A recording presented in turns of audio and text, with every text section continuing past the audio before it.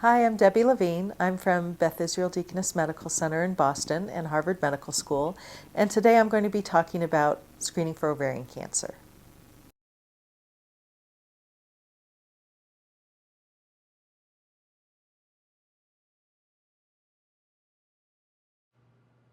So my talk today is on screening for ovarian cancer, and the purpose is to discuss the findings of early ovarian cancer on ultrasound, to describe the use of ultrasound in ovarian cancer screening, discuss how tumors progress or how they do not from benign to malignant variants, and discuss how to diagnose cysts that do not require follow-up so that some of the expense and morbidity of screening can be avoided. Now, I want to be very clear that CT and MR do not play a role in early diagnosis of ovarian cancer. CT actually plays no role in early ovarian cancer diagnosis. If there are small cysts that we would need to find, if we want to find early cancer, we're not going to be adequately able to evaluate them on CT.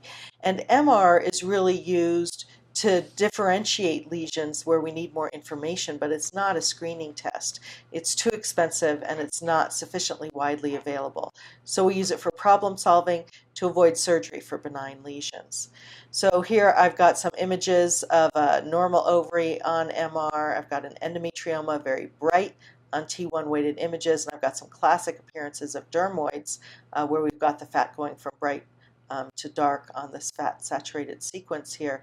But basically, MR is for problem solving. So let's now think about ovarian cancer and the statistics. This is back in 2008, and you can see that ovarian cancer is a little bit down on the list of female cancers, but it's still relatively common, and it's also a relatively common cause of death in women. When we look at new cases and deaths, they have been slowly going down over time, but the 5-year survival rate is still only about 44.6%. The problems with ovarian cancer is that women don't present with symptoms until quite late. There's really a lack of early symptoms. And so when women present, they're at a more advanced stage when the prognosis is poor. And so at diagnosis, only 20% of women have disease that's still confined to their ovary. Now, when the disease is confined to the ovary, the survival is, of course, much better than when it's more extensive, and there's a 92% 5-year survival for this limited confined ovarian cancer.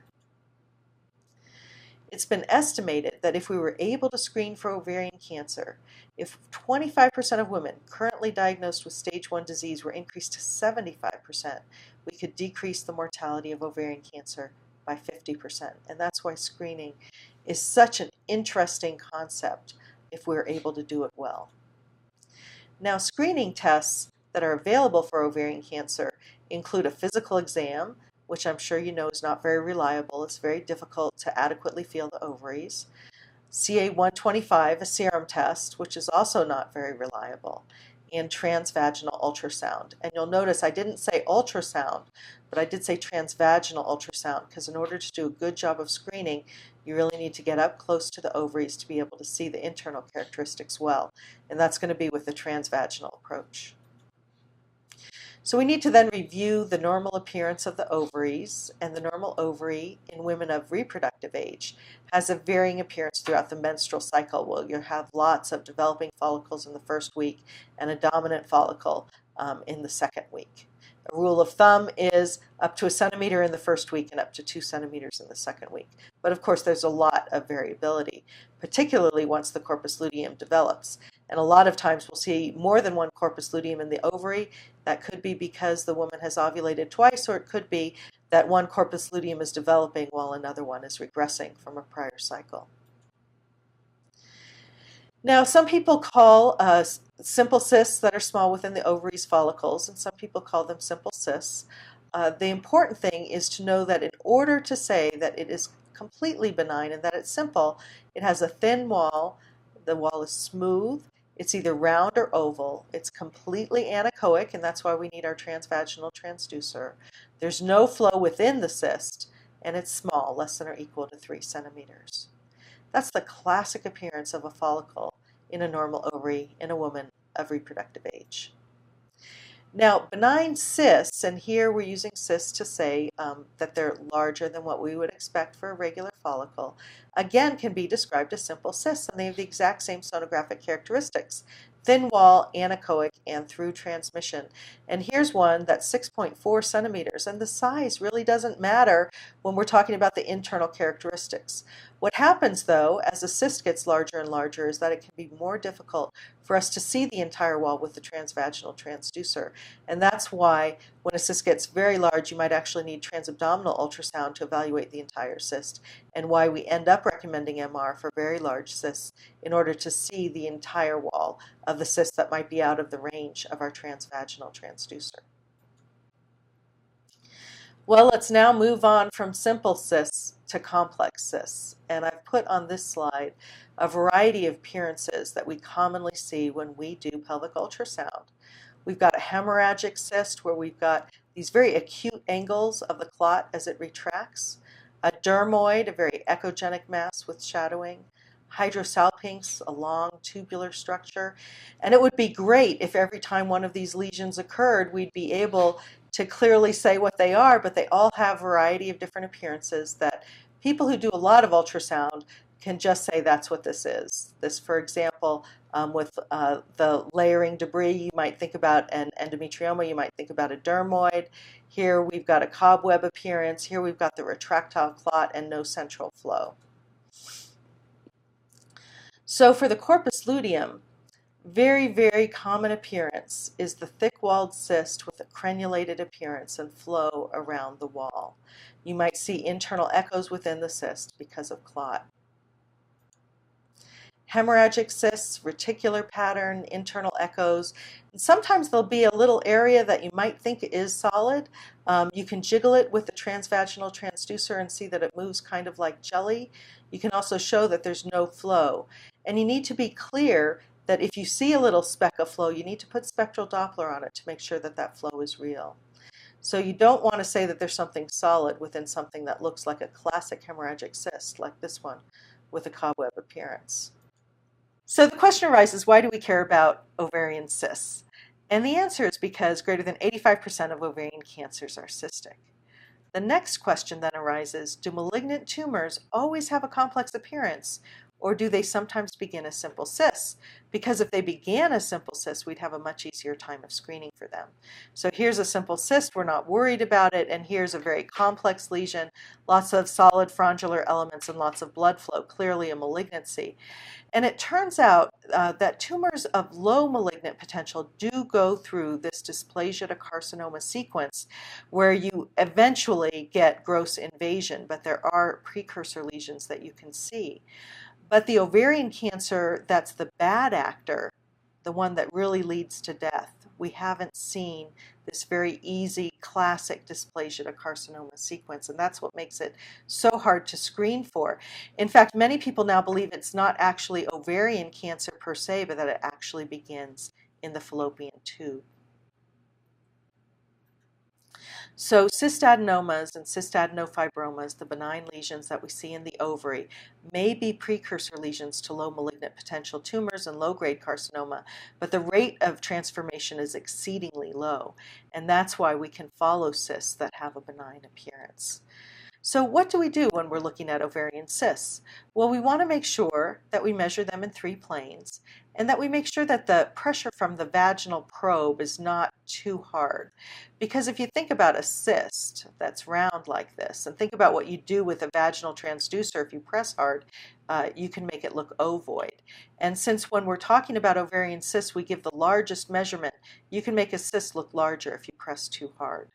So you want to measure when you've got the cyst looking as round as possible and use the maximal diameter of the cyst in the recommendations. And what recommendations am I talking about? Well, the SRU put together a consensus conference on adnexal cysts. That's the Society of Radiologists and Ultrasound. And we got together a lot of experts in gynecology, including gynecologic ultrasound and reproductive endocrinology and gynecologic oncology and minimally invasive surgery. We had radiologists, we had epidemiologists. We talked about how we should follow a lot of these cysts, because the really benign cysts, the ones that are never going to become cancer, it would be wonderful if we didn't have to follow them so often. Whereas the bad acting cysts, the ones that probably are malignant, those are the ones that we would like to recommend for surgery as early as possible. So what's really important to understand when you're thinking about screening for ovarian cancer is that the vast majority of cystic adnexal lesions are benign. Many lesions, many cysts have a typical sonographic appearance that allows you to make a confident determination that this is a benign lesion, and most of these do not require follow-up. Now, there are, of course, some lesions that have indeterminate sonographic features that don't allow a confident diagnosis to be made, and those are the ones that we might need to get follow-up on, or we might need to recommend a different imaging modality. Now, it's important with ultrasound that we do the best job that we can, so there are some technical factors we need to discuss. And the first one is, as I said before, that we need to start with vaginal scanning. If you just look at this lesion here, transabdominal, here's our full bladder, you can see that it's measuring around 5 centimeters, and it's really difficult to tell if it's cystic or solid. And when you look with a vaginal transducer, you can then tell that this has a very heterogeneous, coarse, solid appearance. So we do a transvaginal scan for the internal echo texture. And again, we might need a transabdominal study to look at the entire appearance of large cysts. What about Doppler? Well, color or power Doppler ultrasound is definitely needed for the evaluation of most cysts, but we're not looking at the resistive index. What we're doing instead is looking for solid elements with flow. So we're using Doppler to figure out if a lesion is completely cystic, and if we see something that looks solid, either a solid area or septation, looking for flow within it. So here we have a transabdominal image of a lesion. It even has through transmission. You can definitely see some internal echoes within it. Difficult to tell on this image if this is a complex cyst or a solid lesion. But once you turn on color, you can clearly see branching vessels. Clearly a solid lesion. Why do we then use spectral Doppler? Well, it's to make sure that what we're seeing within the cyst is real and not an artifact. So resistive index and pulsatility index, RI and PI, aren't sufficiently better than grayscale morphology assessment of tumors to assess if something's malignant or benign, but the presence of flow in a solid element is the most important Doppler feature. So here we've got a very, very small cyst with a tiny nodule with just a little bit of flow. And this is what's going to make you think that this is potentially a malignant lesion. And indeed, this was a very early stage ovarian cancer. So this spectral waveform analysis, we do place spectral Doppler on a small element like this to make sure that the flow is real, but the RI and PI are not as important. What about patient age? Here we've got a relatively small lesion. It was about 2.8 centimeters in a 33-year-old. It had a septation, and most importantly, it had this heart-shaped solid element within it. And we really don't care if this woman is 33 years old or 93 years old. Once there's this solid element that's real, that's not just the crenulated wall from hemorrhagic corpus luteum, this is neoplasm until proven otherwise. So speaking of neoplasms, let's then discuss the common appearance of the most common cystadenomas that we'll see, which are the serous and mucinous tumors. The serous tumors are thin-walled cysts. They're usually unilocular, but they may have some septations within them, and they may or may not have papillary projections. And the larger the papillary projection is, the more blood flow there is, the more we're going to worry about malignancy. Mucinous tumors are also thin-walled cysts. They can be multilocular, they can have thin septations, and the components can differ in echogenicity, so that when you see coarse internal echoes like this and multiple septations, think about a mucinous tumor.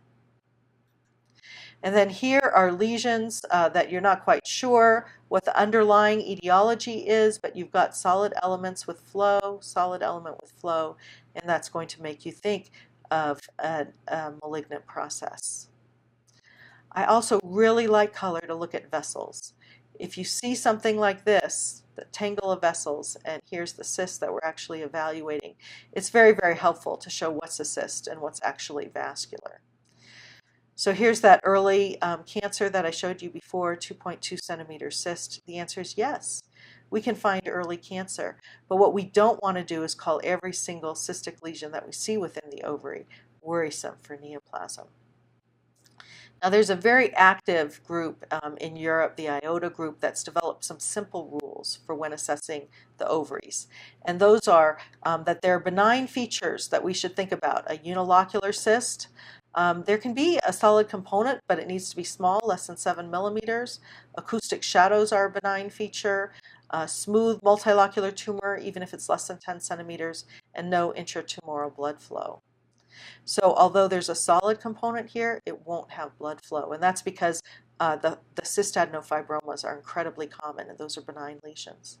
Now, malignant features: irregular solid tumor, ascites, at least 4 papillary projections, irregular multilocular solid tumor greater than 10 centimeters, and very strong intratumoral blood flow. So here's a study looking at the strategies to diagnose ovarian cancer and actually evaluating these rules from the IOTA group. They had over 2,400 patients. Slightly over half of them had benign masses, 41% had malignant masses, and they did have a nice number of primary invasive stage 1 cancers. 5% of the lesions were stage 1 cancers. So how did these simple rules do? These are the 3 different evaluation methods, and I won't go into each of them, but it turns out when you look at the sensitivity and specificity of the simple rules here that they actually did very, very well. So they looked at the area under the curve of how different rules did, and I'm pretty much ignoring a lot of the details, but basically simple rules here and simple rules in postmenopausal patients, and they found out that the simple rules did very, very well. So benign lesions, unilocular cyst, very, very common. Less common in malignant lesions, but it turned out that they did have some malignant lesions that they had characterized as unilocular cysts, and you have to figure that they probably missed the small solid component.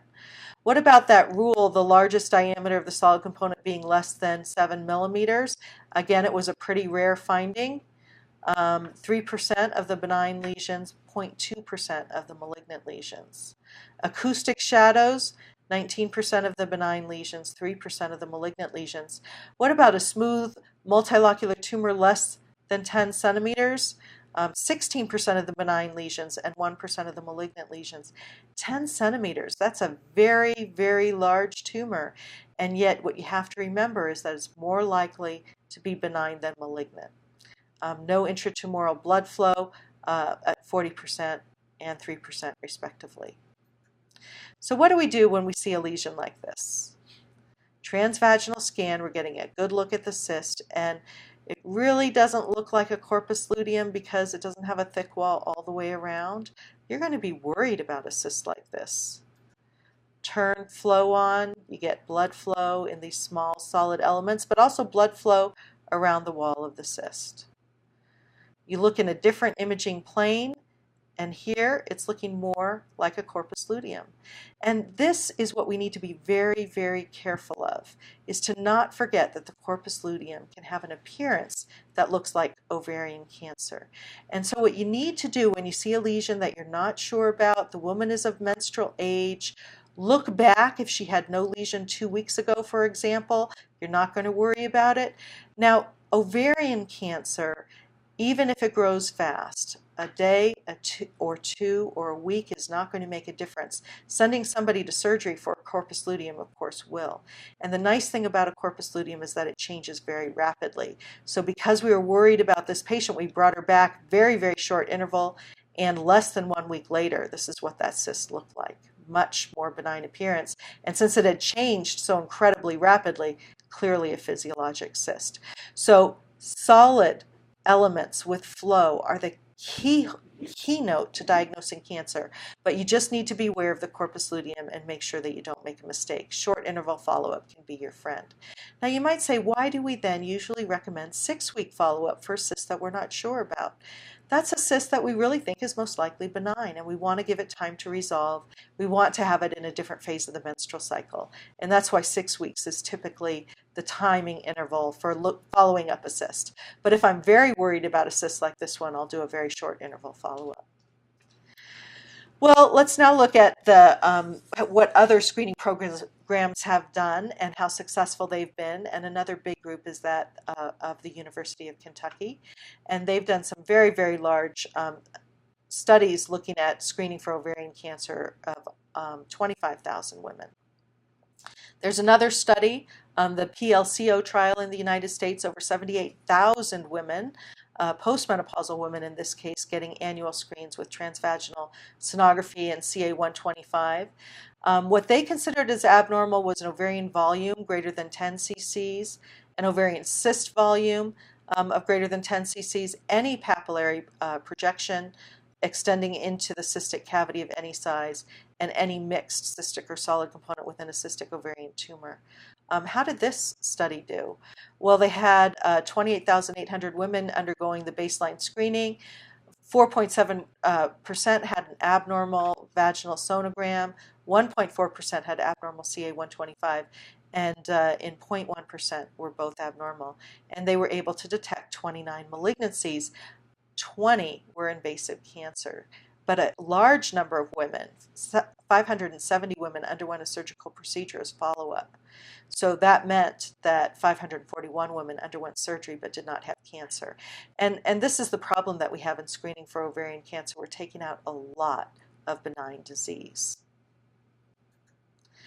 So the predictive value of these screening tests were 3.7% for an abnormal CA-125 and 1% for an abnormal transvaginal ultrasound. And really, for a screening test to be useful and clinically applicable, we'd like that value to be more like 10%. Now, the 23.5% was the predictive value if both tests were abnormal. But having an abnormality in both tests, while it had a fairly high predictive value, only 9 of the 29 tumors, or 31%, would have been found. So if we look at a lot of these different screening studies, there's also a multi-center study in Japan that I didn't mention. They're looking at different tests, mostly ultrasound. Some add CA-125. They have nice large numbers of patients that they're following. They have a reasonable number of invasive cancer and a reasonable number of early stage cancer.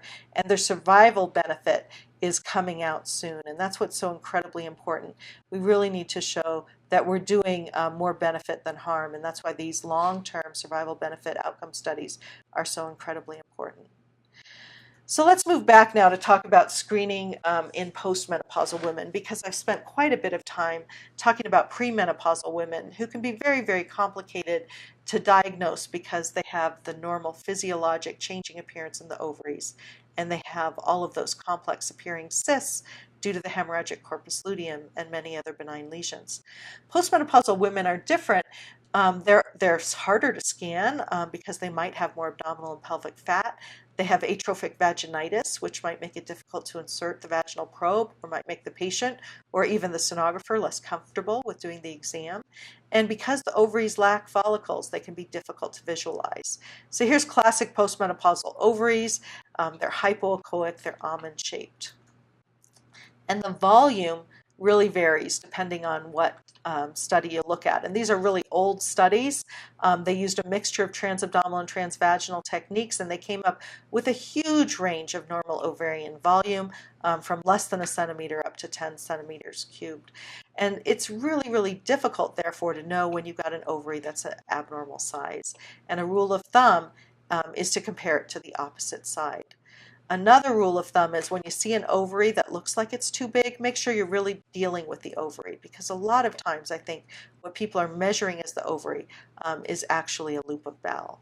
And when you look at some of these studies and look at the percent of ovaries visualized, you can see one of these studies had ovaries visualized 99% of the time and actually had volume that's scary, up to 14 cc's. And I think that's because they probably had bowel loops visualized rather than actually ovaries.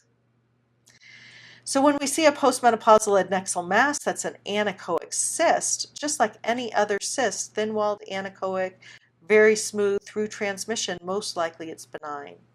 Now, if it's large, it could be neoplastic, probably a benign serous tumor, but again, it's probably benign. If there's a complex cyst, unlike the premenopausal woman, postmenopausal complex cyst is not going to be a corpus luteum unless a patient is just in that perimenopausal or early postmenopausal period and she's recently ovulated. If a woman is in that perimenopausal or early postmenopausal period, you might want to give her a short interval follow-up to see if a complex cyst resolves. But just like premenopausal women, nodularity and septations increase the likelihood of malignancy. If there's a solid mass, most commonly it's going to be a fibroma, thecoma, or metastatic disease, less commonly undifferentiated carcinoma. But the fibroma, thecoma are going to be the most common solid masses in postmenopausal women. It turns out that these postmenopausal simple cysts are incredibly common. They become less frequently observed as a patient progresses through the menopause transition. And there's no doubt that some cysts in early menopause reflect an ovulatory event. There's also no doubt that many of these cysts are para-ovarian or actually tubal in etiology. And even late menopause, when ovulation is unlikely to occur, small simple cysts up to a centimeter are frequently seen in up to about 21% of women. Here's a study looking at over 3,500 postmenopausal women. They found simple cysts in 6.6%. They operated on 18 of them. And while most commonly they found serous cystadenomas, they also found cystadenofibroma, which means they probably missed the small fibrous portion, a dermoid that typically would not be seen as a simple cyst, 2 normal ovaries, and a fibrothecoma adenofibroma. These are both solid lesions. So these are examples of lesions that were misdiagnosed. Granted, this is a very old study. But here's a more recent autopsy study from 2003 where they scanned ovaries that had been removed at autopsy, and they found simple cysts in postmenopausal in women that were of an age to be postmenopausal in 54%. They found solid benign lesions in 12%. They then asked the pathologist how many more lesions were present that were not visible on ultrasound, and the pathologist found an additional solid lesion and an additional 8 cysts that varied between 1 and 8 millimeters. The conclusion of that study was that small benign adnexal cysts and small benign solid tumors are so common in postmenopausal women that their presence may be regarded as normal. And this is a very, very interesting statement, and I'm more than willing to agree that when we see small benign appearing simple cysts in postmenopausal women, we can probably either ignore them or not recommend follow-up for them. The small solid tumors, it's different when you look at them directly at ovaries that have already been removed, and so we're probably seeing lesions that are a little bit larger when we can see them with our transvaginal scanners, so I think it's still worth following these. But do realize that a lot of them will be these benign lesions, the fibromas and the thecomas. So to get back to the sonographic appearance, simple cysts, whether they're ovarian or extra-ovarian, regardless of age, are almost certainly benign. At that consensus conference I mentioned earlier, we decided that 7 millimeters was a reasonable cutoff, where if you're not going to do surgery to remove this, if you want to follow it instead, you might want to do another imaging test to make sure you haven't missed any nodularity, and that other imaging test would be MR. Why do we talk about size? Well, there's no doubt that cancer does increase as the size of the lesion increases, and when you have a lesion greater than 10 centimeters, a rule of thumb is about 13% chance of being malignant. But you can have a cyst this large, more than 20 centimeters, and have it be benign. This was a benign serous cystadenoma. And you can have a lesion this small, and there's a small solid nodule here. This is that 2.2 centimeter early ovarian cancer. So really the size can be helpful, but it should not completely guide what you think about the cyst as far as it being benign or malignant. So the recommendations that we came up with at our consensus conference was that in a woman of reproductive age, because physiologic cysts are so incredibly benign, if they're less than 5 centimeters, they don't need follow-up. We do recommend describing them in the report if they're between 3 and 5 centimeters. If they're greater than 5 centimeters and less than 7 centimeters, we actually recommended yearly follow-up. And if they're greater than 7 centimeters, you can suggest that further imaging might be helpful. Postmenopausal women, we had a lot of trouble figuring out at what size should a cyst be followed? And at what size do you need to continue to follow one after one follow-up shows no change? We all agreed that less than a centimeter are incredibly common. And so we set that threshold for recommending follow-up at 1 centimeter. And there's no doubt that in the future, that size might even increase. We might be able to not recommend follow-up for smaller cysts. So we ended up recommending yearly follow-up if some of these cysts were between 1 and 7 centimeters, potentially less frequent follow-up after initial stability is documented. And then again, once a lesion got larger, greater than 7 centimeters, to consider getting MR or surgical evaluation. For indeterminate features, multiple thin septations, again, if they're thin, it's probably going to be a benign neoplasm, probably a cystadenoma. If there's a nodule that's not hyperechoic but does not have flow, that suggests a benign neoplasm such as a cystadenofibroma. And so you can have a small solid element like this. What to do for these? There's no doubt that many gynecologists are going to feel uncomfortable, many patients are going to feel uncomfortable if they know there's a solid element, and so many of these women will go to surgery. We're hopeful that as we gain more knowledge of these, that we can actually follow them. You do want to carefully look for blood flow within that solid nodule. Malignant features, thick septations greater than 3 millimeters, nodules with flow, focal wall thickening. Any of these lesions you should think about being malignant and recommend surgical consultation. It turns out that a solid element with flow is the most worrisome finding. It has the highest likelihood of being malignant. And so if you have a cyst like this, thin wall, solid element, clearly has flow, and again I would document that with spectral Doppler as well, you don't need to recommend any follow-up for this at all. These patients can go straight to surgery. Now, other signs of malignancy and metastatic disease would be a large amount of ascites and extraovarian extension. So let's now go back to the screening principles.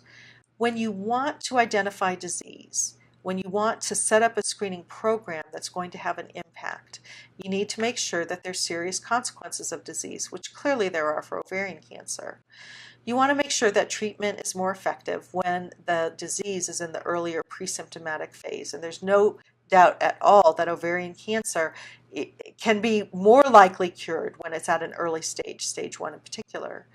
You want to have a detectable preclinical phase that's long enough to allow for screening intervals. And this implies a consistent progression from stage 1 to stage 4 in the invasive characteristics. And this is where we have a lot of trouble with ovarian cancer, because as I said before, the very bad acting ovarian cancer, we don't know how to find that preclinical phase very well with ultrasound, and it definitely doesn't last very long to allow us to screen at yearly intervals. The preclinical phase should have a high enough prevalence to justify the expensive screening. So when we get into actual numbers, if we assume 50 cases per 100,000 and an incidence of 13.8 in 100,000 women over the age of 40, a test with 99% specificity and 100% sensitivity, both of which are overestimates for ovarian cancer, would only give us a 1 in 21 positive predictive value. So you can see we need exceptionally high specificity to have ovarian cancer screening work, because any decrease in specificity is going to be associated with a large drop in this positive predictive value. So since we have so many problems with ovarian cancer screening, what we need to figure out is how to treat benign ovarian lesions, because if we continue to surgically remove them, a lot of women will undergo unnecessary surgery. If we continue to watch them all, there are ethical, psychological, and no doubt cost implications as well. So for the future, we need to have a test, a screening test, that's of lower cost, both in regards to how expensive it is to do transvaginal ultrasound and how expensive it is to follow these patients. We need to have large-scale studies that follow patients over decades to compare screened and unscreened population, and it's been estimated that these trials need 100,000 women in study and control groups and follow them for 10 to 20 years. Well, you'll notice many of my slides gave dates that started 10 to 20 years ago, and it turns out for a lot of these ovarian cancer screening trials, the future is now. So the UK collaborative trial, 200,000 women, is at 7 years of follow-up. That National Cancer Institute PLCO trial, 74,000 women. 2014 is the 23rd year of this trial. And so we're definitely getting these results out soon. So as I summarize this talk, ovarian cancer screening in a low-risk population right now is not cost-effective, and that's due to the low incidence of disease, due to the expense of the studies and the high false positive rate with all of these benign lesions that we pick up with screening. It's associated with significant morbidity due to surgery for lesions, and even in patients with a positive family history, at this point it has no proven benefit. The issue is that we can find early cancer. We know we can find early cancer, and this is what we would like to do. So if you're doing ultrasound, yes, please do notice these early cancers. Please do intervene. But we're going to have to wait just a little bit more time for these large studies and for the cost effectiveness analysis of screening to know if this is worthwhile to set up on a large scale basis. So thank you very much.